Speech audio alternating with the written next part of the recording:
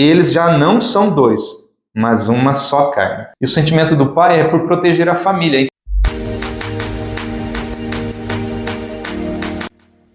Fala, cristãos! Tudo bem com vocês? Espero que sim. Eu sou Adilor Júnior e este é mais um podcast Vida de Cristão. Esse podcast, como eu sempre digo, ele tem o intuito de ajudar a você e a mim a viver uma vida de cristão com mais propósito e mais sabedoria. Vamos lá? Hoje nós vamos falar de um assunto que eu recebi essa dica, essa oportunidade de alguns irmãos da igreja onde eu faço parte, e eles pediram para eu fazer um podcast dando algumas dicas, falando um pouquinho de relacionamento cristão com os jovens, os casamentos com os jovens. Então nós vamos falar um pouquinho sobre aqueles que se casaram cedo. E é claro, eu tenho um pouco de propriedade para falar sobre isso, porque eu me casei cedo. Eu me casei aos meus 24 anos de idade com a Janaína, que tinha na época 21, e nós nos casamos cedo. Teoricamente, hoje é uma data aí um pouco cedo para estar se casando. Embora os jovens hoje estejam se casando aos 30, 32, até 35 anos e até um pouco mais, eu considero que foi uma data um pouco bem atípica de casamentos. Apesar que antigamente havia muitos casamentos onde as pessoas se casavam cedo, né? 15, 16 anos, mas isso vem mudando com o tempo por conta da cultura, por conta do que vem acontecendo no planeta, por conta também da informação. E vamos lá, nós vamos começar aqui com um texto. A Bíblia Online já está aqui comigo no tablet. Nós vamos ler um versículo muito conhecido aqui pela maioria dos cristãos e até por quem não é cristão também. Diz assim, no livro de Mateus, no capítulo 19, no versículo 6. Assim, eles já não são dois, mas sim uma só carne. Portanto, o que Deus uniu, ninguém separe o homem. Ninguém separe, né? Não separe o homem, tem algumas traduções aqui, está dizendo ninguém separe. Vamos lá então, eu quero ficar aqui, assim, eles já não são dois, mas uma só carne. Então vamos ficar nesse pedacinho desse versículo. A palavra fala aqui que quando nós nos casamos, independente da idade, nós temos que entender que agora nós somos uma só pessoa em Cristo Jesus. O que quer dizer esse ser uma só pessoa, uma só carne? Realmente está dizendo da parte espiritual, tá? Não quer dizer que agora nós temos um único espírito, mas eu estou dizendo que agora você como casado, você homem, você ora pela espiritualidade da sua esposa e você, mulher, ora pela espiritualidade do seu esposo. Vocês estão intercedendo um pelo outro, orando um pelo outro e ajudando espiritualmente um outro com orações, com súplicas. Mas também pelos projetos terrenos, os projetos do casamento. O que são esses projetos? É exatamente o que nós estamos fazendo, buscando um lugar ao sol, como diz o ditado popular. Nós estamos buscando conquistas, uma casa, um carro, uma viagem. Nós estamos buscando melhorar a nossa vida, melhorar as nossas condições financeiras, as nossas condições de vivência nessa terra. Então nós começamos a ser então uma só carne nesse sentido, de o propósito ser igual para os dois. Já falei isso em algum podcast, não lembro qual, mas tem um podcast que eu já falei isso, quando nós estamos buscando juntos, né? Quando o casal busca junto isso, nós acabamos conseguindo conquistar muitas coisas boas e grandiosas quando estamos juntos, tá? O propósito tem que ser igual para os dois. É claro, cada um tem o seu propósito individual, como foi falado também no podcast anterior. Cada um tem um propósito individual. Vamos buscar primeiro o propósito coletivo, né? Meu e da minha esposa, no caso você e sua esposa, você e seu esposo. Busca esse primeiro e depois, quando esse tiver conquistado, seja o que for a casa, o carro, enfim, a situação financeira de vocês, aí parte então para aqueles propósitos individuais, porque também isso agrada ao Senhor e agrada também o casamento, você poder agradar a sua esposa, agradar o seu marido com algo que ele sempre desejou, ele sempre quis. Mas eu volto a dizer, isso já está no podcast e nós vamos continuar aqui a mensagem que hoje é falando com os casais mais jovens. Então, quando eu me casei com a Janaína, eu tinha 24 anos e confesso para vocês, não estava preparado para o casamento, eu estava totalmente imaturo e além de eu ter me casado cedo, 3 meses depois do nosso casamento, a Janaína ficou grávida. E aí nós sabemos como é um casamento cristão nessa fase. Normalmente, os cristãos se casam justamente para não pecar contra Deus na área sexual. Então, a maioria dos cristãos se casam por conta também desse detalhe. Claro, nós nos amamos, nós nos queremos bem, nos desejamos, mas muitos buscam fugir desse pecado de prostituição, desse pecado de fornicação e acabam se casando. A própria palavra fala que se você não puder se conter, não é melhor que ficar se abrasando, né? Ficar se esquentando, mas se casem. Então nós estamos seguindo o que a palavra fala. Então aí você casou cedo, eu me casei cedo. Pois bem, 3 meses depois a Janaína engravidou e aí o casamento deu aquela esfriada. Tivemos que esperar o bebê nascer, a Sofia no caso. E hoje, depois de algum tempo, né, depois de 12 anos aí que a Sofia tem hoje, nós começamos então a entender o que é ter um relacionamento mais saudável, ter um relacionamento mais íntimo entre nós dois. E quando eu digo íntimo, não estou dizendo somente da parte sexual, mas estou dizendo da proximidade, porque até então, quando você tem um filho cedo demais, você começa a se dedicar ao filho. Tudo que você conquista é pelo seu filho, pela sua filha. Então você acaba deixando de lado um pouco a esposa e o esposo por conta do filho. É errado? Não é errado, é porque nós não aprendemos como dominar essa situação. Nós não aprendemos a controlar isso, porque os sentimentos de uma mãe é pelos seus filhos e o sentimento do pai é por proteger a família. Então acaba deixando um pouco de lado o relacionamento entre ambos, o relacionamento individual dos dois, de namorar, de conversar, de bater um papo, enfim. Casei cedo, tive uma filha cedo. Porém, o que eu posso dizer para você da minha experiência de casado, desde quando eu tinha meus 24 anos, é o seguinte. Uma coisa que eu já deixo bem claro para vocês. Estudem, estudem e estudem. Busca sempre se aperfeiçoar na área de atuação que você deseja seguir carreira. Então se profissionalize. Seja um profissional qualificado na sua área, tá? Trabalhe e tenha uma boa renda. Por que eu estou dizendo isso? Porque quando eu casei, eu não tinha casa, eu não tinha um trabalho que eu ganhava bem, eu não tinha condições financeiras de manter uma família, eu casei por amor e para fugir do pecado. E aí, o que aconteceu? Não estava preparado financeiramente.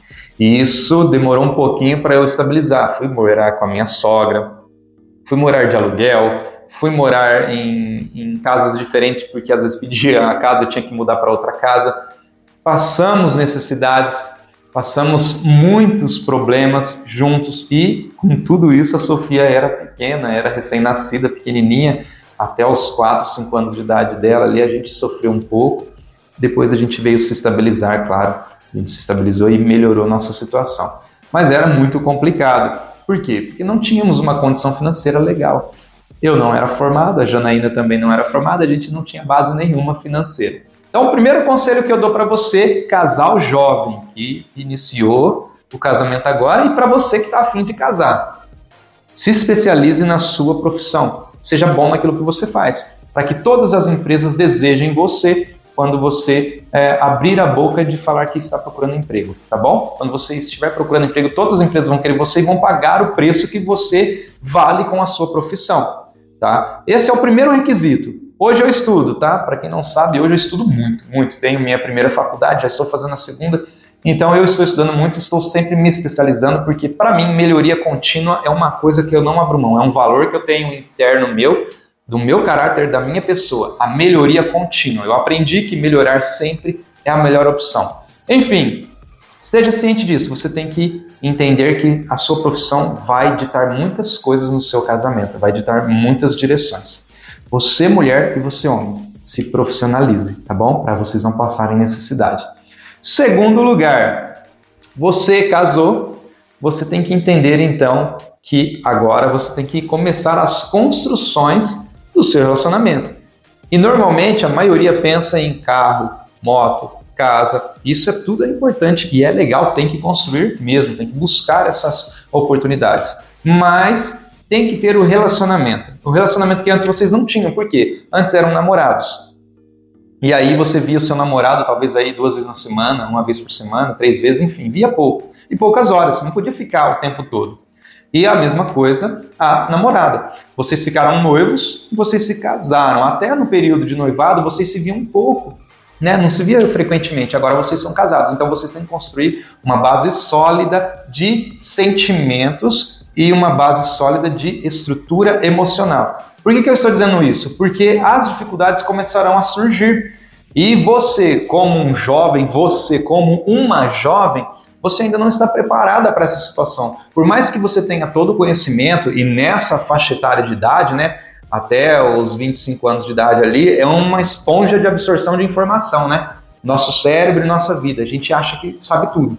Então a gente acha que sabe até mais do que nossos pais no quesito de relacionamento. E às vezes esses jovens não estão errados, sabem sim. Mas na vivência, no dia a dia, sentir na pele ali, só nossos pais podem dizer e podem nos aconselhar muitas coisas importantes. Então, estou te dando esse conselho agora. Você tem que estruturar essa base emocional. Como é que eu faço isso? Como é que eu estruturo a base emocional? É justamente ter as conversas francas. Olha, eu agora sou casado, eu tenho que ter uma conversa franca com minha esposa. Então, eu vou chegar nela e vou falar, olha, eu não gosto disso, eu não gosto disso, eu me sinto chateado com isso, no nosso relacionamento tem algumas coisas que eu não gosto, não gostava, eu estou te colocando à parte, ó, eu gosto disso, eu sou fã disso, eu estou muito afim disso e quero isso. Então, você prepara a sua esposa psicologicamente, ela olha, legal, eu sei agora o que ele gosta, o que ele quer, o que ele não quer. Da mesma forma, você, mulher, converse com seu marido. Se estruturem emocionalmente.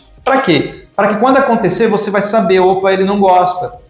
E de repente, se ele se sente mal, ou até briga, vai discutir por conta disso, você já estava sabendo, você já estava preparado, então você consegue aí ter uma solução para aquela dificuldade, para aquele problema naquela hora. Não estou dizendo que vai ser 100% certo isso, eu estou dizendo que vocês têm que deixar o mais claro possível entre vocês dois, para que isso não venha atrapalhar futuramente, para que isso não venha fazer com que vocês percam a intimidade, percam a proximidade no futuro.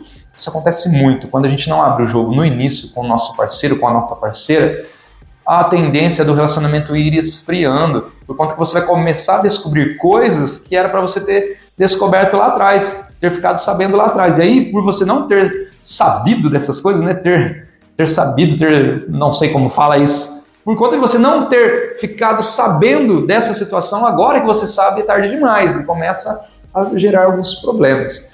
Isso é com o homem, isso é com a mulher. Então você, que está entrando no relacionamento, já entra já de cara limpa e coloca na mesa tudo que você sente, tudo que você é, tá bom? Tudo que você não aceitava no relacionamento dos seus pais, que você via que era errado, olha, não gosto disso, meus valores são esses. Isso já deveria estar no noivado, tá bom? Mas às vezes você casou muito rápido.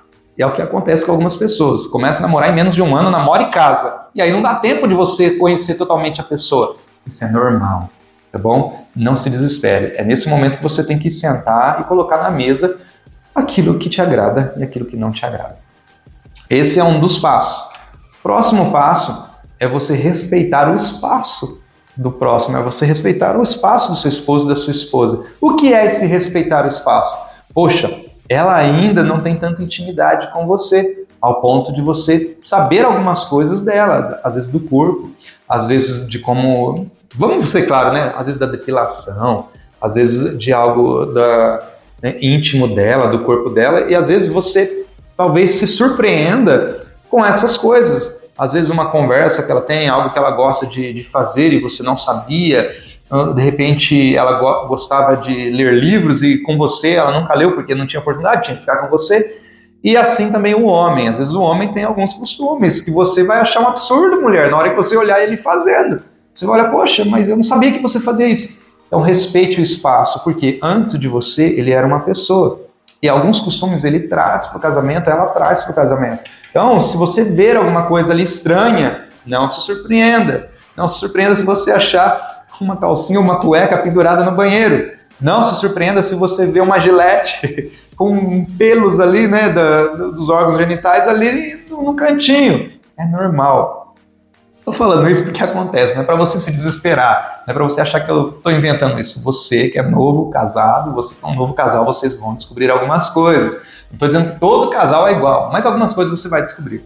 Fique calmo e tranquilo, isso não quer dizer que a pessoa é um monstro, a pessoa é algo estranho, é um ser estranho, não. É um ser normal. Só que você vai descobrir algumas intimidades e alguns espaços que você não deve interferir. Deixa como está, porque se ela sempre foi assim, linda, maravilhosa, ele lindo e maravilhoso para você do jeito que está, é porque isso já acontecia no secreto e você não sabia, tá sabendo agora? Deixa continuar, porque ela vai continuar sendo linda, maravilhosa, ele também lindo e maravilhoso. Deixa continuar. A não ser que seja algo muito ridículo, muito ruim, muito feio, né? Algo que nem seja aí legal de se falar. Aí você chega, meu amor, isso eu não acho legal, tá? Aí vocês conversam e entra naquela questão do sentimento da estrutura emocional, né? Olha, não gosto que você faça isso, achei estranho.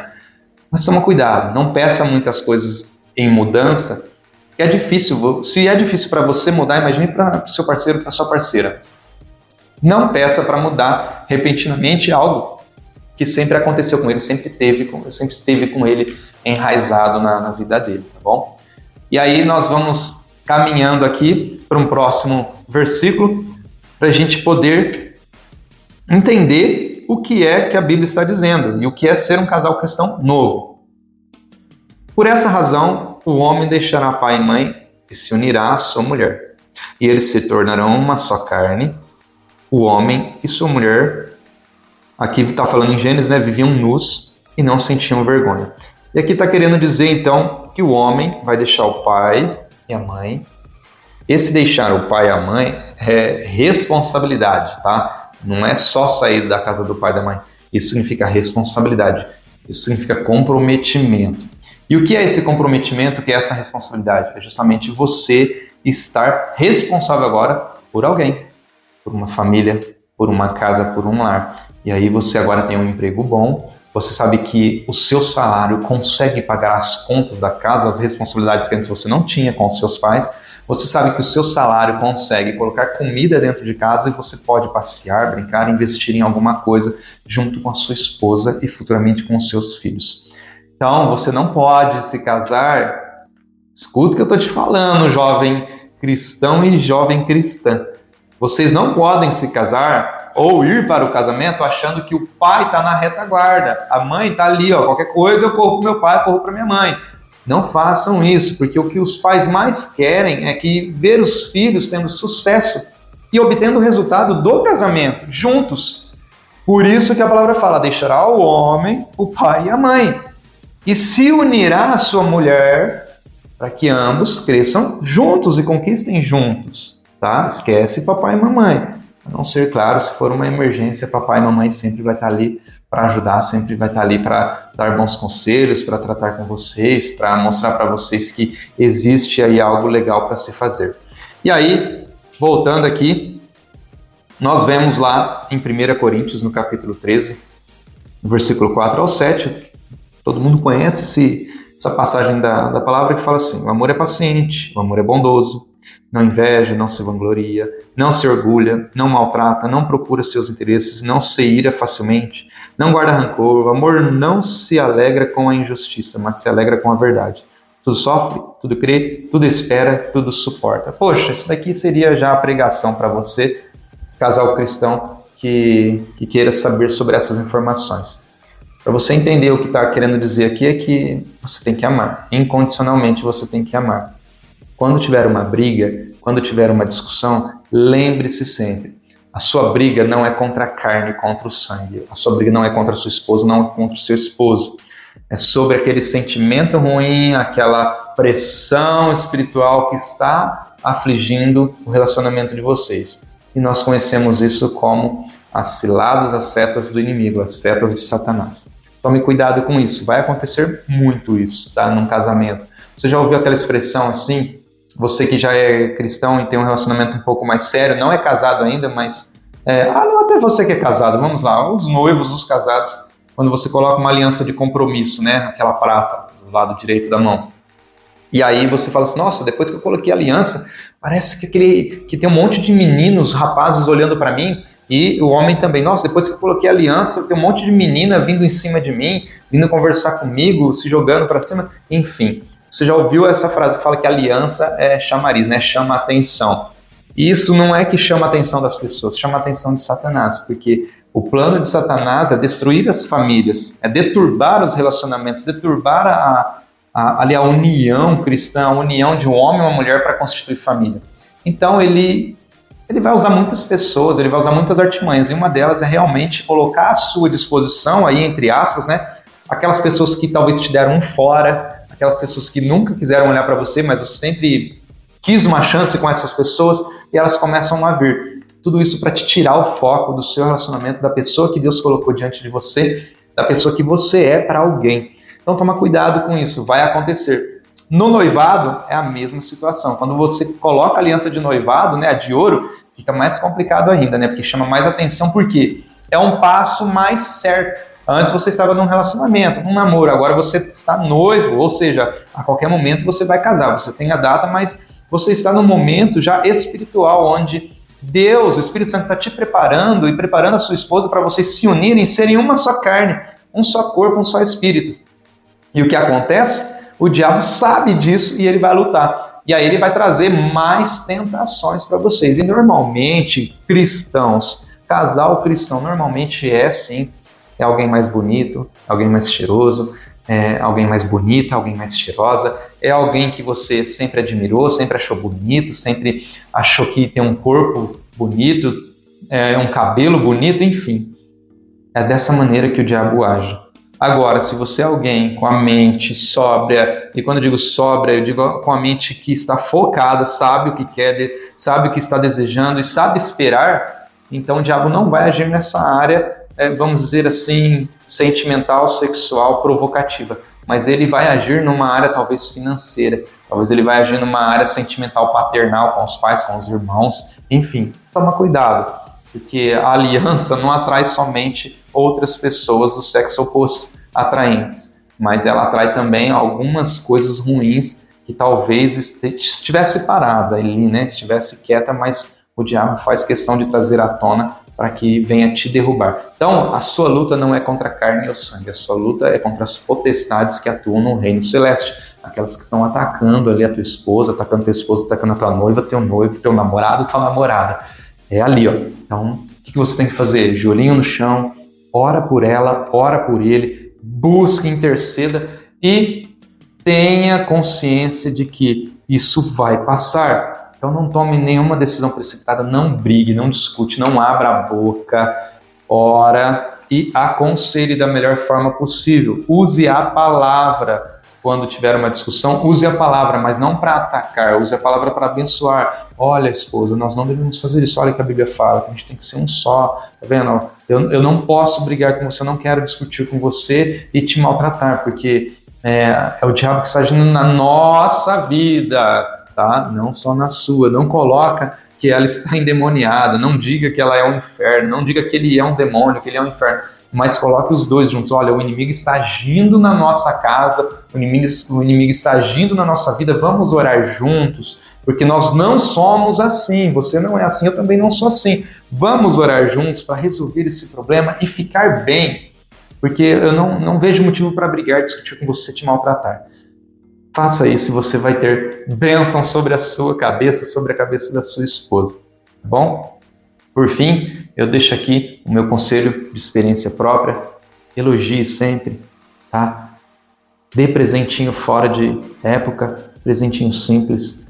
Não precisa ser algo esbanjador. Faça comida, faça café da manhã, abrace, elogie a roupa, elogie o cabelo, elogie o cheiro, elogie os olhos. Olhe a sua esposa, olhe o seu esposo com amor, com carinho. Porque algo eu já vou te dizer. No namoro é bem diferente do que no casamento. No namoro é tudo novo, no namoro é tudo muito açucarado, muito doce, muito gostoso. No namoro é assim. No noivado já é uma preparação, deixa de ser tão açucarado, passa a ter um pouco mais de responsabilidade, um pouco mais de sentimento de conquista. E no casamento é prova de fogo, meu amigo, minha amiga. No casamento é se conhecer em profundidade, a se conhecer profundamente e você entender quais são os valores da pessoa que está com você e quais são os seus valores, e vocês unirem esses valores e tornarem aí o relacionamento uma corda, uma corrente forte que não se quebra. Claro que você já sabe disso, só estou aqui para te lembrar, só estou aqui para te mostrar que você pode ser feliz sim, e você vai ter dificuldades. Você vai ter dificuldades que vocês vão ter que passar juntos, mas aqueles que passam juntos a dificuldade também crescem juntos. Não deixe de amar a pessoa que está do seu lado. Tenta sempre consertar. Não fuja. Não comece a olhar a grama do vizinho, não olhe a esposa do vizinho, não olhe a sua amiga que te tratava bem na escola, não olhe seu amigo que te tratava melhor que o teu marido na escola. Não é essa a finalidade de um casamento. A finalidade de um casamento é se tornar uma só carne, um só espírito, em um só sentimento e juntos viverem para a glória de Deus, porque o casamento é para glorificar o nome do Senhor. Você se casa, você constitui família, você está com sua esposa, está com seu esposo para glorificar ao Senhor. Tá? Não vou entrar em detalhes a respeito da noiva, do noivo, do vaso frágil, enfim, isso você já sabe, também está nos outros podcasts, mas o que eu quero te dizer, casar novo é uma benção. Você que encontra uma mulher, a própria palavra fala, vou ver até aqui se eu consigo pegar aqui esse versículo, que eu acho ele muito lindo, Provérbios 18, 22. Quem encontra uma esposa, encontra algo excelente. Recebeu uma bênção do Senhor. Olha que lindo. Então você, esposo, que encontrou a esposa, você recebeu uma bênção do Senhor. Você recebeu alguém para você cuidar. É claro, o homem é o cabeça da casa. Homem novo, você que casou novo aí, esteja sempre com a sua base espiritual na Bíblia, firmada na Bíblia. Você é o cabeça, você vai levar toda a sua família, sua esposa e seus filhos. Então, desde novo, você tem que entender qual é a sua missão. Você é o sacerdote da casa, você vai ser aí, eu ia dizer o levita, mas não sei se você vai ser levita, mas você vai ser aí o líder da sua casa. Então, tenha consciência de onde você está levando todo mundo, tá bom? Essa é a minha dica, tá? Esse é o meu conselho para você. Esteja sempre ao lado da sua esposa, proteja ela, proteja o seu esposo, defenda ele, ambos se defendam, ambos lutem por si, um pelo outro, e lutem por si também pela integridade física, moral, sentimental e principalmente sexual, um do outro. O inimigo age muito na área sexual dos relacionamentos dos novos convertidos ou dos novos que se casaram agora. Toma cuidado. Sua área sexual está sendo descoberta agora, você vai ter muitos mais momentos íntimos e prazerosos com a sua esposa e com o seu esposo, então você tem que tomar cuidado com isso para você não se frustrar. Lembre-se, respeite o espaço, respeite o corpo um do outro, respeite o sentimento do outro e aprendam juntos, cresçam juntos, para que isso seja uma bênção para o Senhor, para que isso seja sempre motivo de glorificar o nome de Deus. Estejam juntos na igreja, estejam juntos nos propósitos. Orem juntos, busquem juntos, ajoelhem juntos, comemorem juntos, chorem juntos. Deus abençoe vocês, Deus abençoe o relacionamento de vocês, e você que ainda não casou, Deus abençoe você para que você tome a decisão correta. Não case tarde. Se você casar tarde, provavelmente aí os seus filhos vão te chamar de vovô e vovó, ou titio e titia. Brincadeiras à parte, mas um casamento, quando ele é muito demorado, quando você demora muito para se casar, você abre brechas para o inimigo agir. Até o momento que você pensa assim, não é para mim, eu não quero mais me casar. Então, começou a namorar, não case tão cedo, esse é o meu conselho, mas também não case tão tarde. Tem um tempo aí para se conhecer, uma média aí de 2 a 3 anos, e é claro, depois vocês podem se unir e casar. Não juntem, porque o casamento é abençoado, mas a união sem a bênção do Senhor não provém de Deus, não está na Bíblia. Isso é errado, isso atrai maldição, porque você não está casado, você não tem proteção divina. Não tendo a proteção divina, você está aberto para o inimigo brincar com a sua vida e principalmente com o seu corpo, com seus olhos, seus ouvidos. Toma cuidado. Não juntem. A união sem a aprovação de Deus, ela não é válida. É uma união que vai te trazer problemas. Casem-se, não se abrasem. Casem-se e sejam abençoados. Tchau, cristãos. Até o próximo podcast.